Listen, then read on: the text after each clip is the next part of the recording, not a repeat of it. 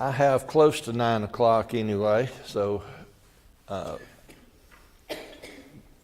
Brother Jeremy, I didn't see it if he sent out a bulletin to catch me up on everybody that was on the sick and injured list, but remember the Patricia Abrams, her family that's having so much problems.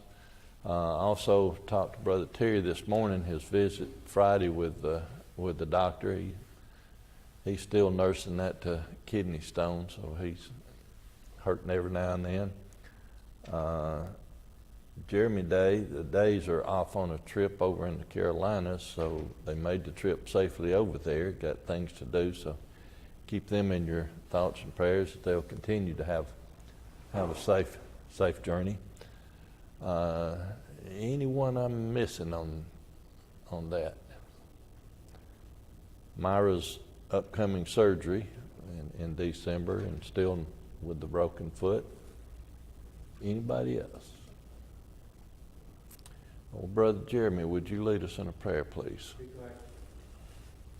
Father, we thank you for another opportunity to come together and study your word. Pray you will be with us, approach it with the attitude of how we can bring ourselves closer to you and to live better lives with your children. Father, we pray for those going under who are ill, who are facing various problems. Father, be with them, give them courage and strength. Help us to reach out, do our best to encourage and spare the burdens. Father, be with us as a congregation. Help us to take advantage of opportunities to teach your word. And we thank you most of all for Christ, who gives meaning to all theory. And it's in his name that we pray. Amen. Amen. We're on lesson number 7 in your books, lesson number 7, and that will be chapter 7 of Daniel. I personally really enjoy the book of Daniel. I have a lot of fun studying that book, the whole book. And getting to chapter 7, we're now getting into some of the more, what I would consider more interesting parts of the book, and it all ties together. And for years, I have often said that if you can take the book of Daniel, the 24th chapter of Matthew, and the book of Revelation, and lay them down and sort of study them together, they all start blending together and making a whole lot more sense. We don't have time to go into that thorough a study as we're going through the book of Daniel. We're having to take it a chapter at a time each week. But we will try to start connecting some of the dots here. To start with, the very first question in your book says, in what year did Daniel have this dream and visions? And we find the answer to that in the first verse. And what does the first verse tell us? In the first year of Belshazzar, king of Babylon, well, now time out. 2 weeks ago in chapter 5, when we studied that, Belshazzar was being killed. So that was his last year 2 chapters ago, and now we're at his first year. So on a timeline, if we're trying to put things in a chronological order, what year are we basically talking about? And remember, I don't do things by day, hour, minute. Within a range of a year or two is what we're looking at, just so we can get an idea of what's going on. Well, if you recall, during that study, we had said that Nabonidus, or his father, was the king, and Belshazzar was actually co-regent. Well, his father had become king roughly 555 BC, and then a couple of years later he appointed his son as his co-regent or co-reign, and this would have been somewhere in the 553 to 552 range. Remember, we're BC, so we're going down in numbers instead of up. But when Nabonidus had gone to Haran to help rebuild the temple to the moon god there, he left his son Belshazzar in charge. And so that we're talking about somewhere in the neighborhood of 554, 3 or 2 BC that this takes place. He had actually died in 539, so if he died in 539, and we're now talking about the mid-550s, we're backing up somewhere in the neighborhood of 12 to 14 years for Daniel to have this dream. And it says that he had a dream and visions in his head while he was on his bed, and then he wrote about the matter, and when Daniel said, I saw in my vision by night, and behold, the four winds of the heaven strove upon the great sea. Your second question in Daniel, or in your book, is the four winds of heaven, what do they represent? And it gives you A, B, and C.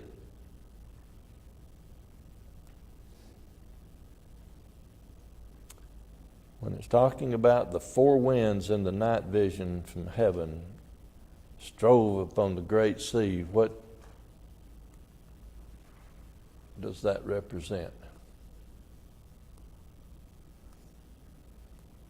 Well, winds being mixed from all directions, striving at the sea, means it was kind of turbulent, right? As we go a little bit farther on, we're going to learn that we're talking about cultures and peoples and things like that are in a turmoil, because kingdoms are going to start shifting. But if we look at verse 3,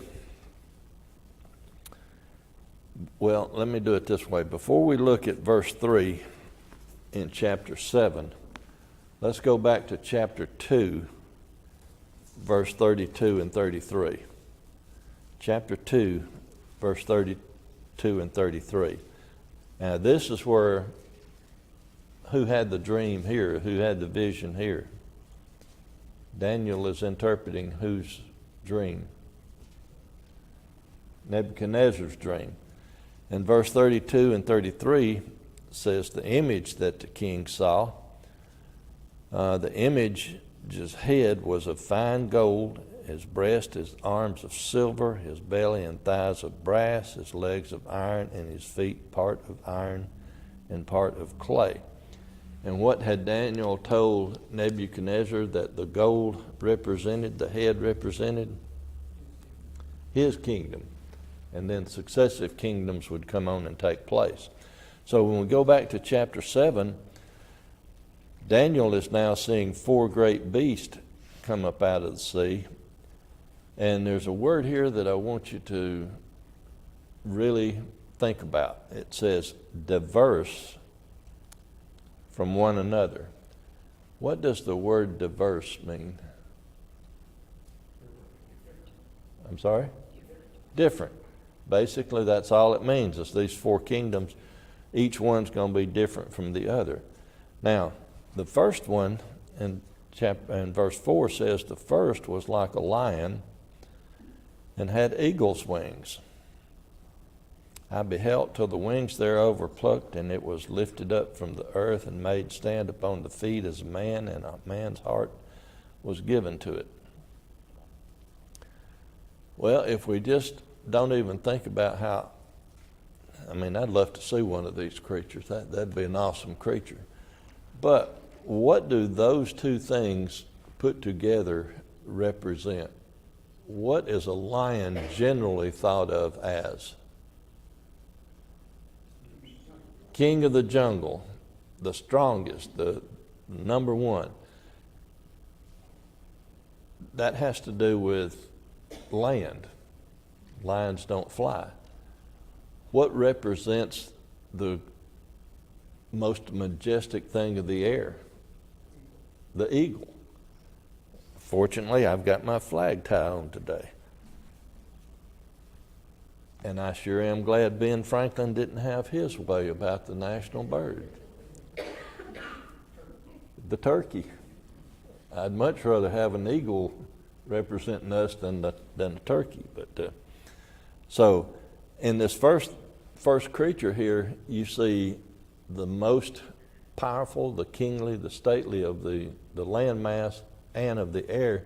And eagles also are known for how fast they can move. So, and this has to do, remember, in chapter 2, the head was gold, which was the Babylonian captivity, or Babylonian kingdom. And here, it's the same representation. Babylon is this strong and swift because they came in and carried away into captivity. The second creature, verse 5, behold, another beast, a second, like to a bear. How do you compare a bear to a lion? If those two were in a fight, who would win?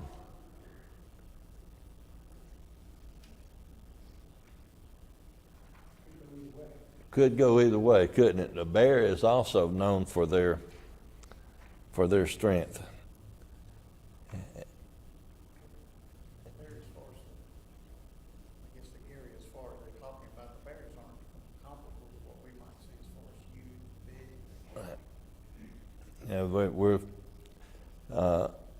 It raised itself up on one side. It had 3 ribs in the mouth of it, between the teeth of it. And they said thus unto it, arise and devour much flesh.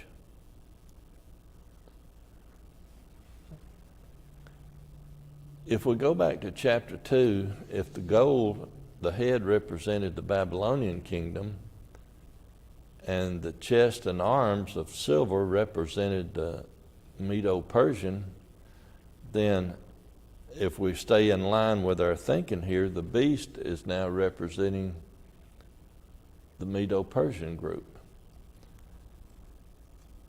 If we go down to the next verse, and after this I beheld, and lo, like a leopard which had upon the back of it 4 wings of a fowl. The beast also had 4 heads, and dominion was given to it. If we go back to chapter 2, which kingdom falls third? Which is the belly and thighs? The Greeks. If you notice here, this representation, the leopard had 4 wings, 4 heads, and dominion was given it. How come 4 now represents the Greek Empire? Alexander the Great didn't have it very long. He died pretty quickly after they took over. And who took over from him? I'm sorry? His 3 sons, 3 generals. 4 generals. 4 of his generals, since he did not name a successor, his 4 generals took over and divided up the land. If we come to what is known, if we look at it in terms of today, one of them had what was known as Persia, the other India, another was Syria, and another was Iraq. So that's how big the territory was, and that was basically how they divided it up into today's terms. The next beast, number 7, verse 7 says, and after this I saw with the night vision, and behold, a 4th beast, dreadful, terrible, strong exceedingly. It had iron teeth. It devoured and brake in pieces and stamped the residue with the feet of it. And it was diverse from all the beasts that were before it, Now we start getting interesting.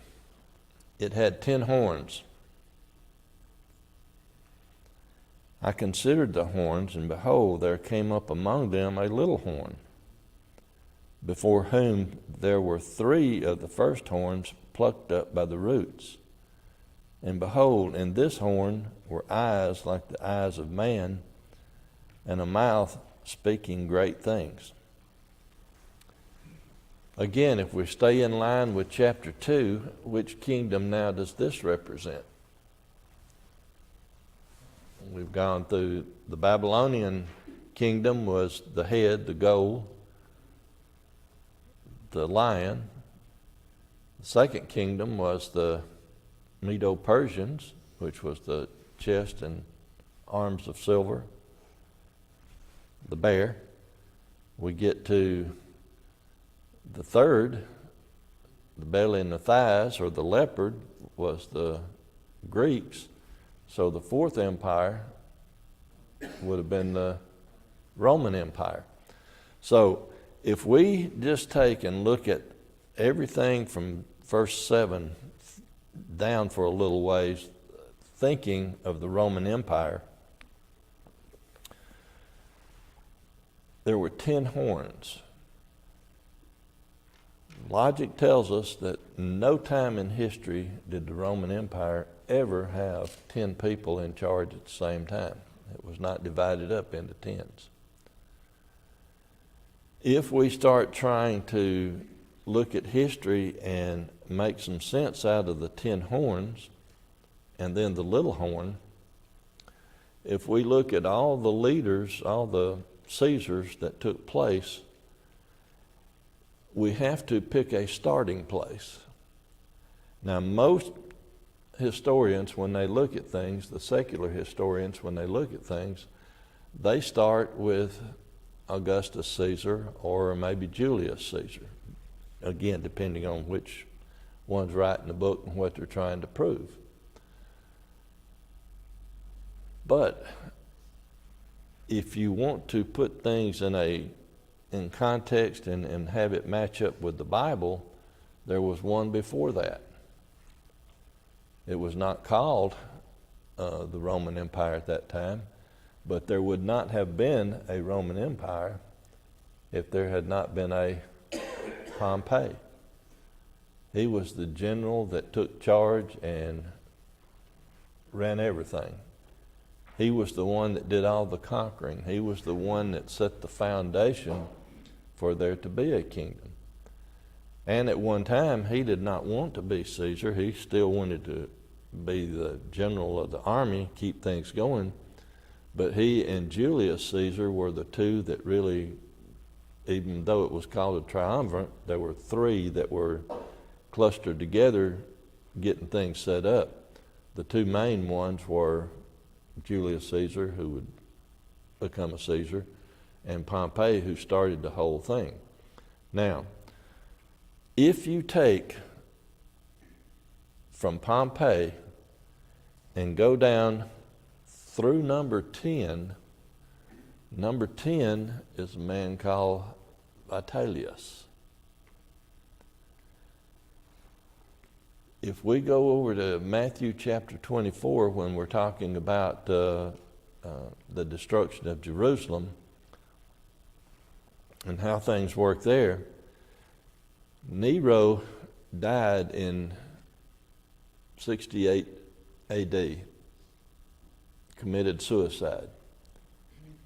Depending on which one you look at, it was either a forced suicide or he was nuts anyway, so he may have just killed himself. But most people, the more they look at it, the more they think that you either kill yourself or you're going to be killed. So he took his own life situation. Just prior to that, in the spring of 67 AD, Vespasian was the general of his army, and Titus, his son, they were sent on a mission, and they had surrounded Jerusalem. They were getting a siege set up for Jerusalem in 67. Now, when Nero died, killed himself, Vespasian put things on hold because the Roman generals, they didn't do anything without the backing of the Caesar. So he went back to Rome to find out what was going on. In short order, Otho, Galba, and Vitellius all ascended to the throne, but none of them lasted a year. Those three lasted a combined total about 2 years. And they were either killed or again forced suicide, but they put them out of the way. So number 11 on the scene, Vespasian, when he went back, the people wanted Vespasian to be the Caesar because they really liked him. And Vespasian came from common ancestry. Instead of being a nobleman that was appointed a position in the Roman army, he started out as a private and worked his way up. Could he be considered the little horn, since he was a commoner that had worked his way up, and he had basically displaced the three noble people that had ascended because nobody wanted them? That puts us through 10 horns up to the little horn that displaced the three bigger horns that took over. Now, there's another little interesting thing that we'll get to over here, and I'm going to skip just a little bit so we can talk about it.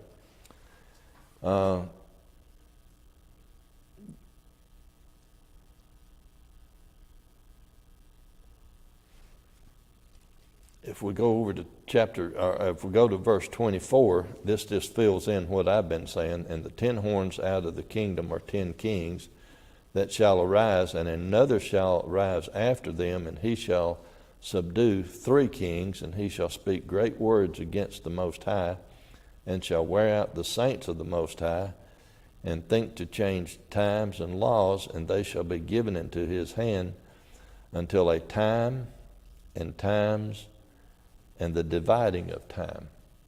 Now, Vespasian, when he took over, he did speak against God's kingdom. He did tell his son to go ahead and finish what they had started in the spring of 67 AD. When did he do that? When was the siege final? In AD 70, in the fall of AD 70. And I want to point out spring of 67 and fall of 70 for this reason. What does it mean when it talks about time, times, and dividing of time, or some verses may say halftime? What is time? It's a single unit. What is times? It's multiple units. What is halftime or dividing of time? A half of that unit, right? So, if you take if you take it, well, let's just say days. You have a day, you have 2 days, which makes 3 days, and then if you have a half or a dividing, that's a half, so that's 3.5. So we could look at this time, times, and dividing of time as being 3.5. Now, I'm not saying concretely this is how it works. I'm just saying this is what makes sense to me when we look at all this. We've already looked at it as the 10 kings and then the little king. That makes sense. Well, what about this time, times, and halftime? From the spring of 67 AD to the fall of 70 AD is how much time? 3.5. Makes sense to me. Is that what this is talking about? This wouldn't be the first book I would pick for a Bible study if somebody was not familiar with the Bible. Absolutely, absolutely. You want to go to something a little, but to me, this is what makes this book and the book of Revelation so much fun. But anyway, I just enjoy it. But so far, does this at least make some sense to you? Have you been thinking about it a different way? Yes, sir. Have you seen the paintings that people have done of these visions? Kind of spooky, some of them, aren't Put it together that way, yes. they? Okay. Sorry? It's where you get into the 42 months, and like I say, some of this ties into the book of Revelation, because 42 months is also three and a half years. Are we good then through verse 25? Questions, comments? Just one there, as far as, when it goes back to talking about the bear, on one side, you think that's because of the division between them as far as the Medes and the Persians, he's talked about one side being different. Brother Clarence just asked an interesting question. He said, when we go back to the bear, with the bear being up on one side, does that mean that it's possibly talking about the Medes and the Persians being two? Personally, I do. The Persians were in the background and basically in charge the whole time, Cyrus. But the Medes were the ones who came in and killed Belshazzar. If we go back to chapter 2, when it's talking about the chest and the arms of silver, there is the connection of the arms of silver.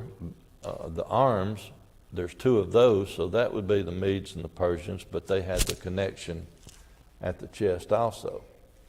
When we get to the Greeks, when we talk about, if we just think about our body, for instance, what do most doctors want you to do? They want you to keep your core strength up. What's your core strength? That's down in your lower portion here. What is the strongest part of the human body? Male or female, what is the strongest part of your body? Your thighs. That's what you lift with. You don't lift with your back, you lift with your thighs. So this core area then could be the Greeks. And also, again, you have the one connection with the belly being Alexander the Great, and then you have the division because it was divided into 4 generals, but they were very strong. And then when you get into the legs, I'd mentioned earlier that Pompey and Julius Caesar was really the 2 driving forces of the Roman Empire that got the Roman Empire going. And then chapter 2 talks about the feet of iron and clay being fragile. And as the 10 kings go through here, we can see how the kingdom of Rome was always on a fragile basis. Now, I'd ask you to think about the word diverse. If we go back and think about the Babylonian Empire, what do we think about when you think about that empire? What makes it diverse or different from the other 3?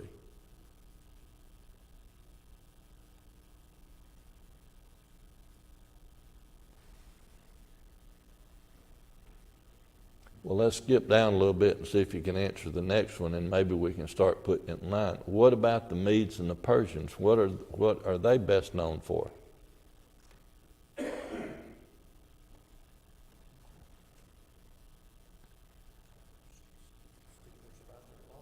Law.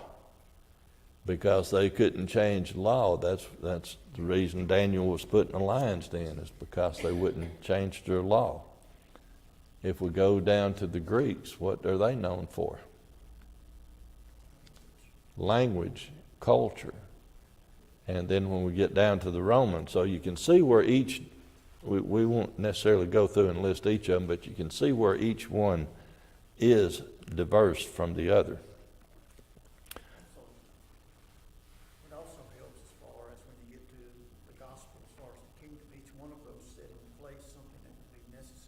essential to help with the spread of the gospel, whether it's wrong as far as the supposed, I guess, universal peace, even though there wasn't necessarily that, but it also provided interstate system, so to speak.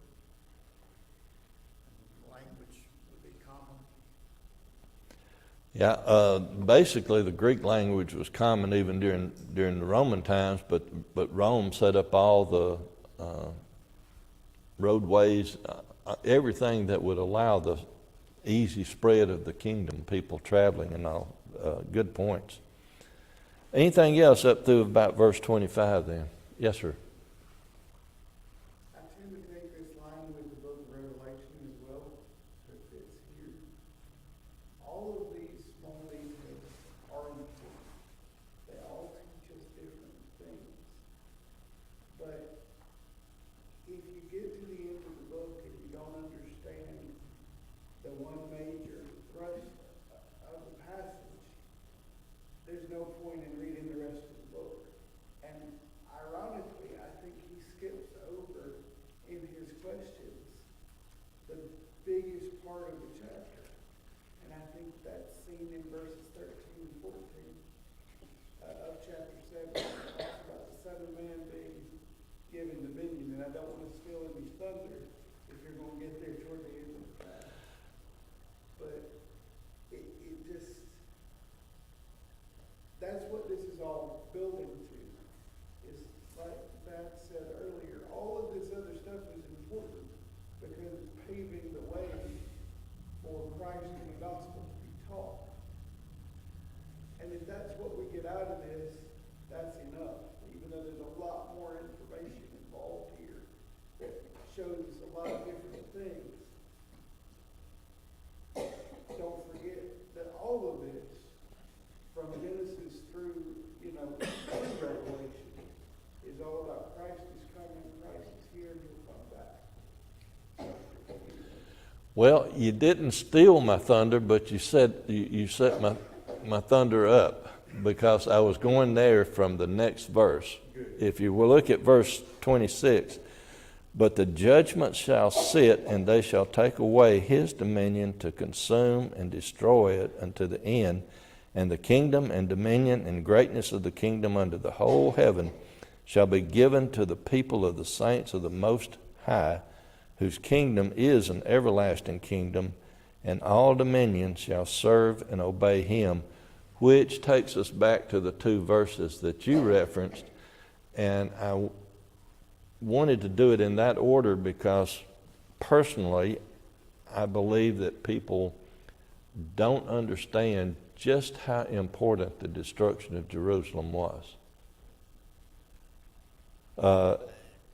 Everybody wants to look at it and say, go 40 years before, thereabouts.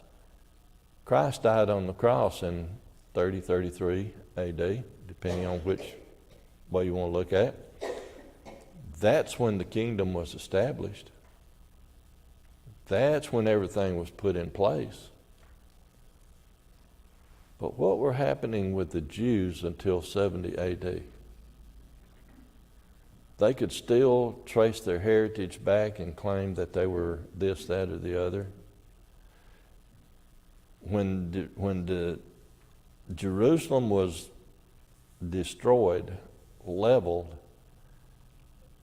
at that point is when Judaism, not completely removed because there's still Jews today, but that in essence changed the kingdom. It took away the lineage. Took away their lineage, took away all their heritage, and now they are, I don't want to oversimplify this, but now they are a religion instead of the religion. This shows that they are no longer the favorite people. They are favorite as everyone else's favorite. The transition between Christ dying on the cross and the destruction of the temple was all about putting everybody together under the same umbrella. And now they're put out of place. So at the destruction of the temple, that was, in essence, the way I think about it anyway, was the fulfillment of everything that was being put in place, so that if we go back to the verse that Jeremy was talking about, well, let's go back a little bit farther. Let's go back to verse 9.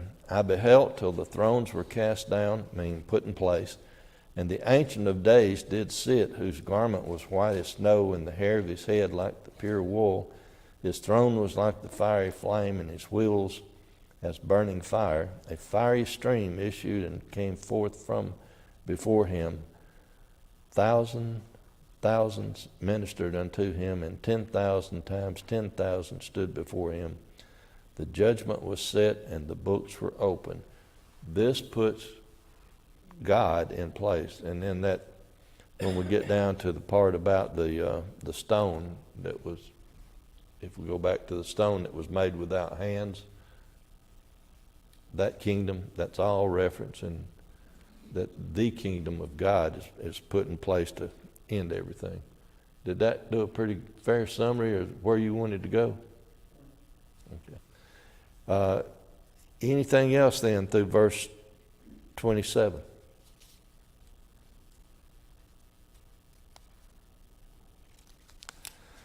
"28 then says, Hitherto is the end of the matter. As for me, Daniel, my cogitations much trouble me. My countenance changed in me, but I kept the matter in my heart." So why did these trouble Daniel at this point and didn't trouble him when he was interpreting Nebuchadnezzar's dream in chapter 2?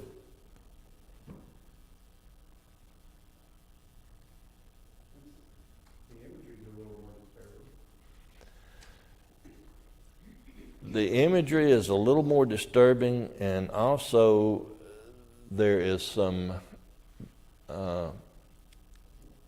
again, I'm not saying this is the way it is, but when he was interpreting Nebuchadnezzar's dream, it talked about kingdom at large, kingdom as a whole. When he has his dream here,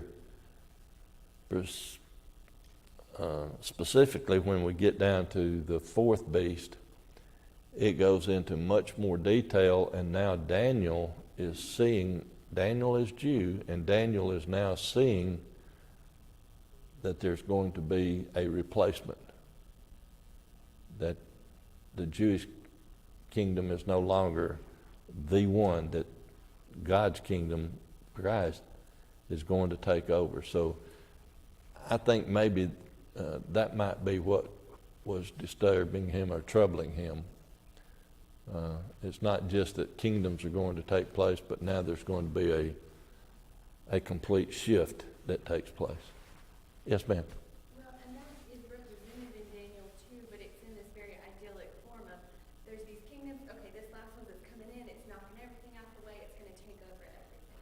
Well, this tells, and the wars that will happen and the saints that will be troubled, and it shows the turmoil that will come to God's people in this happening. And that is a whole different picture from what you saw before. Put you in a whole different frame of mind, wouldn't it? Okay. Yes. It's more specific there because in this one, it deals with how are God's people being treated and what's happening to them, whereas the other is pretty generic, I guess. This one's pretty specific as far as what these kingdoms are going to do and how they're going to treat God's people. Which that's what you find in the book of Revelation as well. Yes, sir. Yeah, ultimate outcome. And the reason I like to tie this with Matthew 24, and if you'll go over to Matthew 24, is that there's many people that try to look at the book of Daniel, the book of Revelation, and even chapter 24 of Matthew, and try to start predicting end time, when things are going to happen. Brother Clonch has pointed out many times in previous lessons and sermons how that those people that predict when the end of time will come have missed their mark and had to readjust over and over again. But when you get to Matthew chapter 24, they even sort of ask that question about when things are going to happen. And if you really look at it in context, in chapter 24, verse 1 says, "And Jesus went out and departed from the temple, and his disciples came to him to show him the buildings of the temple. And Jesus said unto them, See ye not all these things? Verily I say unto you, there shall not be left here one stone upon another that shall not be overthrown." What specifically is he talking about at that point? The physical buildings. They're eyeballing the buildings there. Later he goes out and talks to three of them, and they even ask him a question, what will be the signs? And he goes through and tells them that take heed, let no man deceive you. For many will come and claim all these things. You'll hear of wars. Do we hear of wars today? How many people in history have heard of wars? Has there ever been a generation where wars have not been heard? These things must come to pass, but the end is not yet. Nation shall rise against nation, kingdom against kingdom, famines, pestilence, earthquakes, divers places. All these sorrows are the beginning. Can you point to a time in history when there's ever been peace, when there's not been earthquakes, when there's not been pestilence, when there's not been something going on in some part of the world? Then shall they deliver up the afflicted and shall kill you, and you'll be hated for my name's sake. Many offended, betray one another, hate one another. Many false prophets arise, deceive. Iniquity abound till many shall wax cold, meaning lose their faith because of everything going on. But then verse 15 says, When ye therefore shall see the abomination of desolation spoken of by Daniel the prophet stand in the holy place, whosoever readeth, let him understand. What had Daniel prophesied?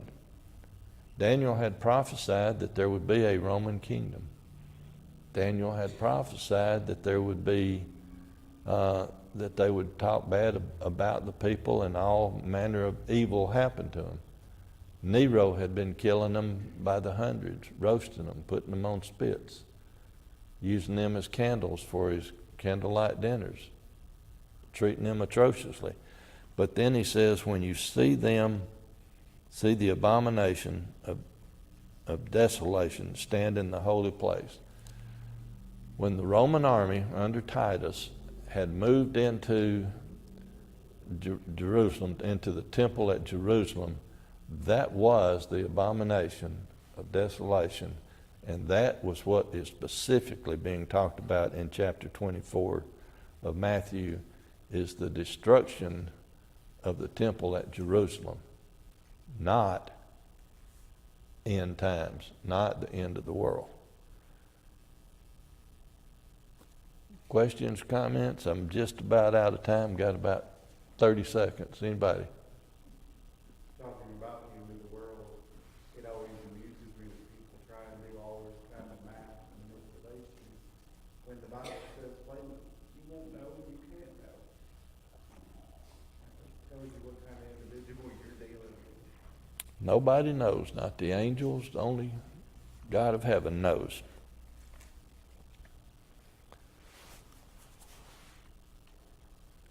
Any other? Yes, sir, Brother Golden. Just on the Medes and the Persians, did you say they were a separate kingdom or a combined kingdom? They were separate. They were two different kingdoms, but they ran together.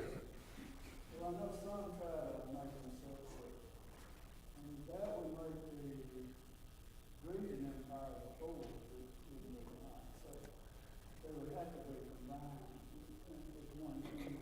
Well, like I say, they're two, but they're directly connected because Cyrus the Persian was really the one in charge, but it was sort of like co-reigning. Well, this group of people over here, even though they're under me, they call them separate things, but they were really the one thing. Secular history, there's no mention of a Median empire. Right, right. As a matter of fact, if you look up who is Darius the Mede, or Darius the Mede, you go 6 different ways. So, yes, sir. Anything else? Well, my watch says that time is up, so we're going to end it here. I encourage each of you to go ahead and look at the next lesson, fill out the blanks, because as you can see, I don't follow the book that closely. So thank y'all for your attention, your comments.